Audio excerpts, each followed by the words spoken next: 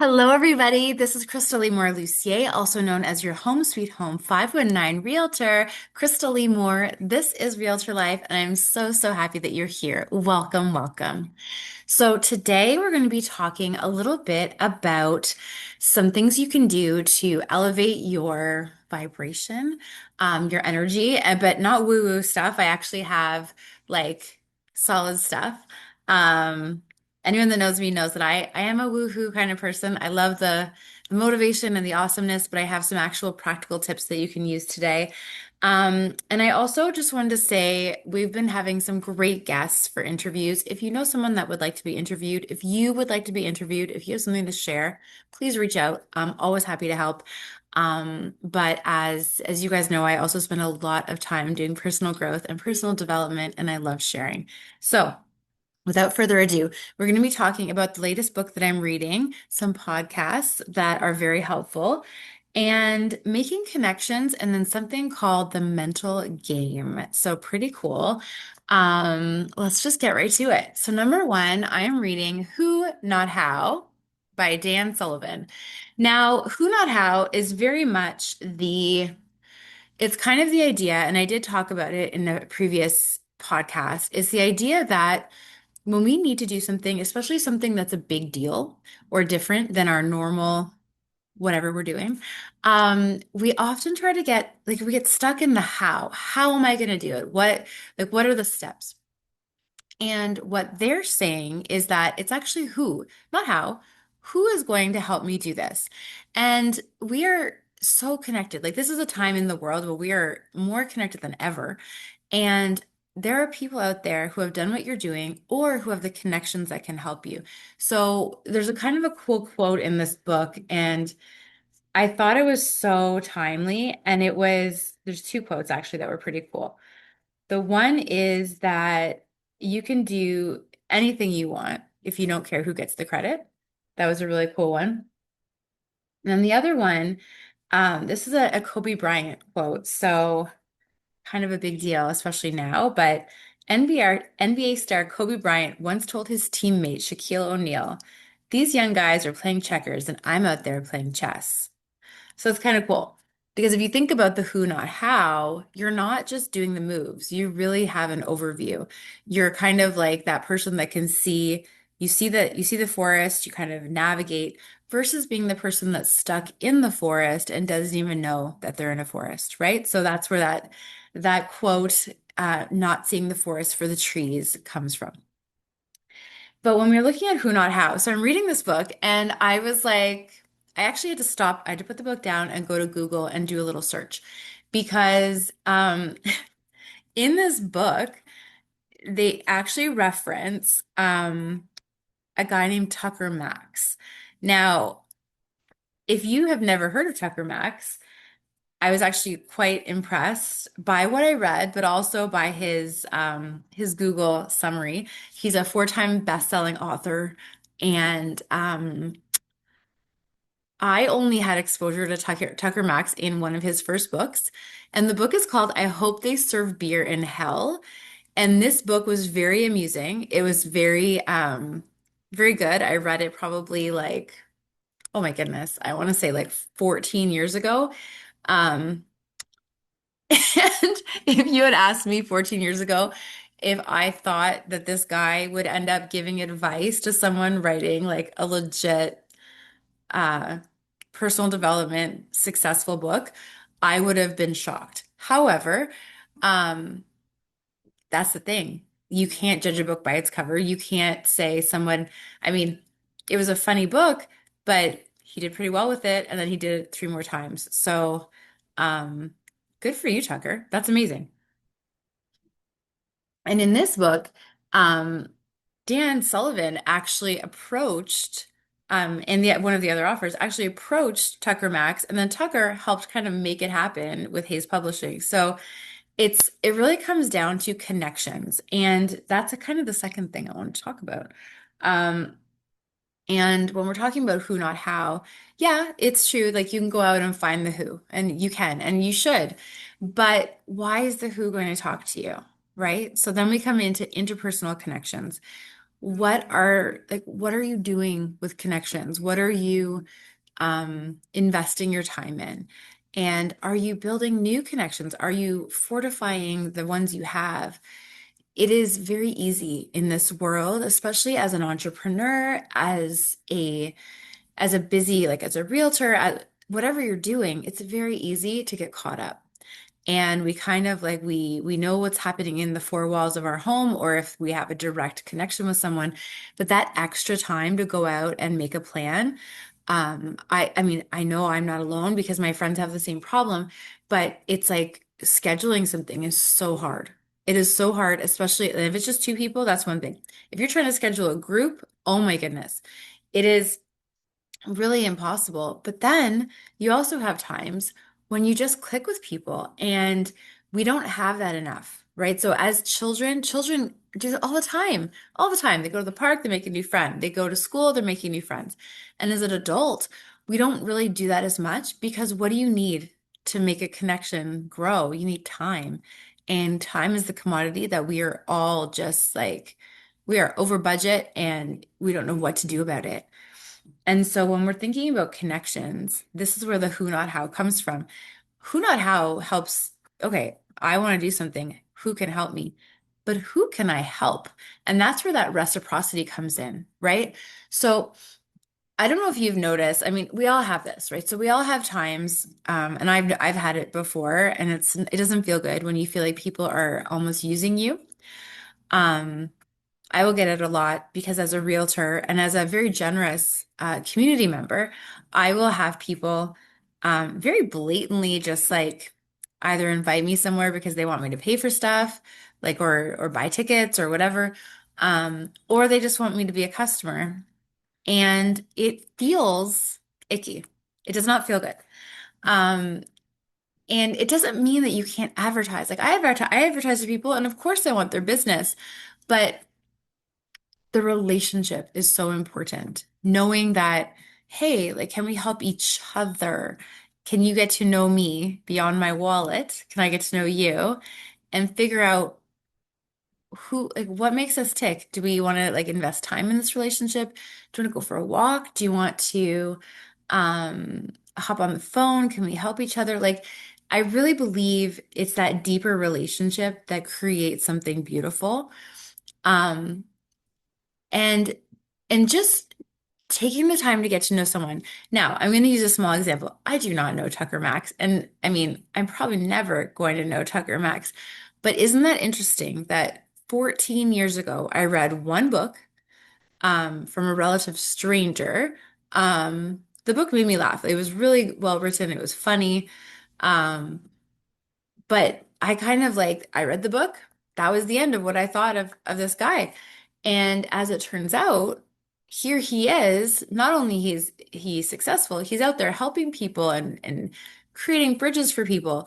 Um, and isn't that what we all want to do, right? So that one caught me because I don't usually judge people like for a long period. Like you meet someone that's fine.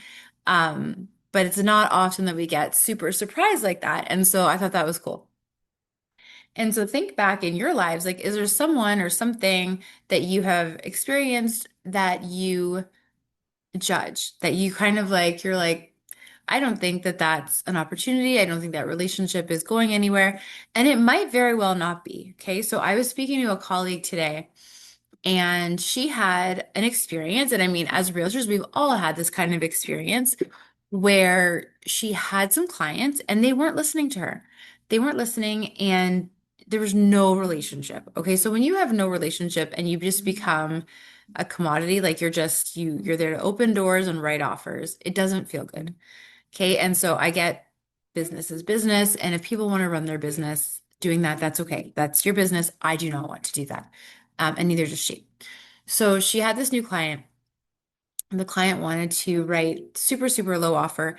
Now, training opportunity, we did have a chat about it. If a client really, really insists on trying this low offer, you could be the person that says, I refuse to do it, but that's not like our job isn't, I'm not paying for it, you're not paying for it. Our job is to help guide the client. We are a guide. If after our guidance, the client still wants to do something and still wants to go low, you can, I mean, it's up to you. You can still write it, you can explain it. Um, and it doesn't, don't get in your own way, basically, right? So if you do what they ask, even after you've told them that you don't think it's a good idea and it doesn't work, they're not going to blame you. But if you don't do what they ask, and you're not listening and you're not doing anything, then they may blame you, right? So no matter, even if it wasn't going to happen anyway, you just have to remember that people, um, especially when there's no relationship, they may add blame where it doesn't need to be. So that connection is so important. And then remember, and this isn't just for realtors, but if you're representing anyone's interests at all, you are a guide. Okay, so you're not there to tell them what to do. You're there to suggest what to do. Um, and then you get to decide who you work with, right? So that's kind of the evolution of that, the longer you're in business. And even me, like I've been in for 15 years. I made an error earlier, well, I guess technically last year, and I took on a client that I should not have taken on. Um, but I did, and there was no listening to me. There was no relationship. There was no respect, for me. And big surprise, it didn't work out. So we need to remember that we have to be the best option for our clients, and they have to be the best option for us. So if someone is going to be kind of not trusting me, um, I'm not the best option for them, am I? They should be working with someone that they can trust. Because if I haven't earned that from them for some reason, even if I've tried or we haven't had that connection, it is very important that you know who your ideal client is, um, and who it's not. And if it's not that person, you need to focus on the people that are your ideal client because that's where you're going to shine. You're not going to do well working with people who you're not supposed to be working with, right? Like you may have one or two that work out okay, but oh my goodness, the success and the self-satisfaction when you get to work with people who are your people, right? Like they respect you and they listen to you and you get to just like be so happy that you got to help them, right? Like that's what we're going for. So, um, the other thing with connections is they can happen everywhere. Okay, so there's this really great group. I love the realtor connections we have, right? Like there's enough business to go around, and we kind of all, a group of us, all just act as if there is enough business to go around because there is, right? So we're not competitors. We don't have to be enemies. And there's a group in town, the Miley group, great girls. And they decided, so they bought this cool space in Wortley and they wanted to do community events. So they do their own, but then they also invite realtors because they get what we get. Realtor connections, like we're going to be working together at one point, hopefully a lot. So we're all going to be working together. Let's get to know each other. Let's have some fun. And I really resonate with that. I think it's so great. So anyway, so they had Shut the Front Door, which is an improv company in London. They had them come out and do like a cool session for realtors. And I was lucky enough to go in April. And then they had another one in May. And wouldn't you know it? So my scene partner from April, we ended up doing a deal together. Emma, awesome.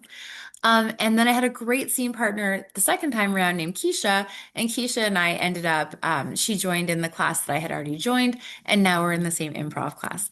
So it's cool stuff like that, where it's like, it doesn't have to be all work all the time. But now, like, we've kind of like had fun together, we got to know each other a little, and then now the ability to do a deal together is even stronger, right? So, just remember those connections, right? So yes, we're busy. I get it. If anyone gets it, I get it. But we're never so busy that we can't just connect with each other. And that's the thing, right? It makes all the difference because what are we doing it for? What are you working day in and day out for? Like it needs to partly be connection and joy and happiness. And we don't know how much longer we're given, right? So if there can be something in your world that actually just allows you to connect with others and have fun and have joy. That's what I'm leaning into. And I've been doing that. basically since April. It's just been really important to me to make sure that joy and connection and laughter and fun is part of my world and part of my days because that's what fills me up. And when I'm filled up, when I'm my best me, I get to be my best me for others and give that. So it's really fun. Okay. So then the last thing. So my husband, as some of you know, is Brett Lucier. So he is awesome, big fan, obviously. Um, but he decided we do the Fight to End Homelessness, which is an amazing initiative where we have boxers that go out, and they don't start as boxers. Okay, they're entrepreneurs like me and you. They get 18 weeks of training and then get in the ring and raise money and awareness and funds for Youth Opportunities Unlimited. Okay, so that's been happening since 2019. Little blip during COVID, but such a great thing and such a wonderful thing to be a part of. Like we are changing lives and it's a really big deal. Um, and I think almost everyone we've met is so, so supportive. Now, he had such a love that he decided to coach boxing. Okay, so he's coaching the athletes and he's getting involved with Boxing Ontario, so he's loving it.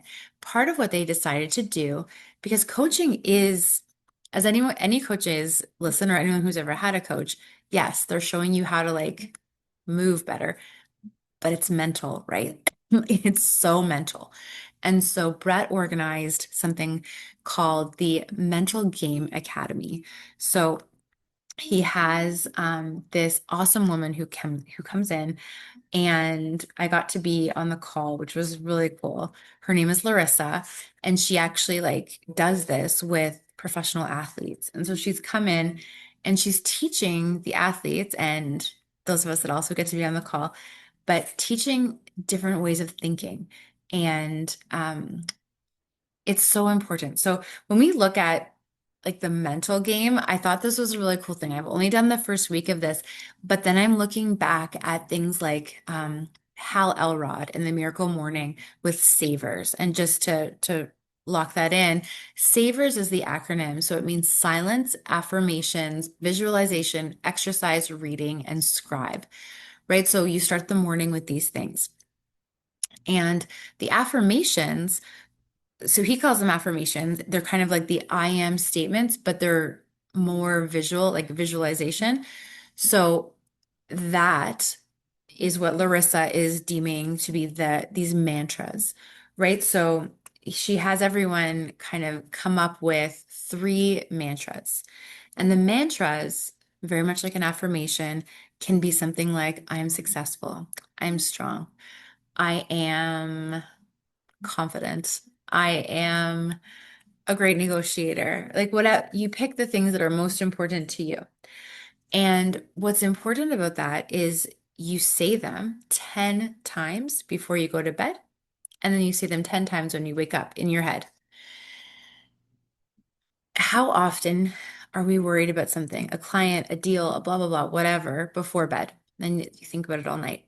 So we're kind of hijacking that process and we're adding something in really good before bed. And then she also asks, then this is for athletes, but we can do it as entrepreneurs for a visualization of three different things before bed and in the morning. Um, and so what I decided to do, I'm like, let's do it. Let's have some fun. So I chose one, my golf game is the one that I tried. And guitar because I love playing guitar and singing, and I'm trying to get better at the guitar so I can actually perform on a low level. Like I don't need to be in a stadium, but I'd love to be like at a party or a restaurant and just like bust out my guitar. That's kind of a dream of mine. Um, and when we look at kind of how that feels, you actually like visualize it as though you're watching it on a screen or you're watching like movie scenes in front of you. And like I definitely recommend you look into this stuff. It's very cool. And the key is that you do those things. Now, the other part about it that's really important, she talks about scrolling on the phone. Now, please stay with me. Okay. I know that we're all realtors and entrepreneurs and the phone's important, but she made a really, really good point. So Larissa was talking about the fact that when you're scrolling, you almost get like a dopamine overdose. And the dopamine makes you dopey, right? So it does not help at all. And if you just go scrolling, your confidence goes down, your attention goes down. Like it's really bad. And beyond that, when you're looking at these short little reels and videos, it actually shrinks the part of your brain that can pay attention to things. Yeah. Uh-oh. And so the challenge that we all have during this program is that at night and in the morning, you don't look at your phone for half an hour. I have had people tell me to do this before, and I'm like, calm yourself, I'm not doing that. So we actually bought a regular alarm clock and we tried last night. We're doing it more and more. But when you think about it's not just, uh-oh, I'm using my phone too much. It's actually messing up your brain. Like it's forcing you to the part that pays attention, it shrinks. Your connections with other people, your ability to keep and make those connections down. So she doesn't say you have to throw the phone out, but she suggests using it to communicate and actually see people in person. So instead of scrolling, maybe you text some friends and you go for a walk, or you go do whatever, you have coffee, or you do something, do a Zoom meeting, whatever. Um, but the actual scrolling is terrible for your self-esteem. And she said, like with kids, if when you get to the age of 16, you have like today, 16 today, you have spent 25,000 hours on your phone. That's like 3.5 years. That's insane. So that was a bit of an eye opener for me. So I suggest if you guys would like to try this along with us, the mantras, the visualization, and the phone. Try not to scroll at all. Like if you think about like what happens when you start scrolling the reels, it is a time vampire, right? Like you just don't even know what happened. Like where did the last hour and a half go? And now I know how to hang up a picture with a fork. Like, do I need that? Maybe. Um, but realistically, like we need to be able to focus on our clients, to focus on things. Sleep is important. So the mantras, like the saying the 10 things, or sorry, saying the three things before bed and then visualizing things that you're really excited about. Maybe it's selling a house. Maybe it's um maybe it's like finishing a marathon. Maybe it's like for me, I do jump rope, right? So the hardest thing for me is this mic release. I'm trying to learn this move. It's really hard. But if I visualize doing it every single day, my brain's gonna be like, oh, we do that. So the brain is a pretty cool thing. Mental Game Academy, I'm very excited about it. And thank you to Brett and the team at Boomerz just uh, for letting me in, man, because it's cool. Um, and that's pretty much it, guys. So just to recap, Who Not How. I recommend the book. If you have Spotify Premium, by the way, you can listen to that book for free. I learned that today while I was searching it. Um, Big ups to Tucker Max because that's amazing.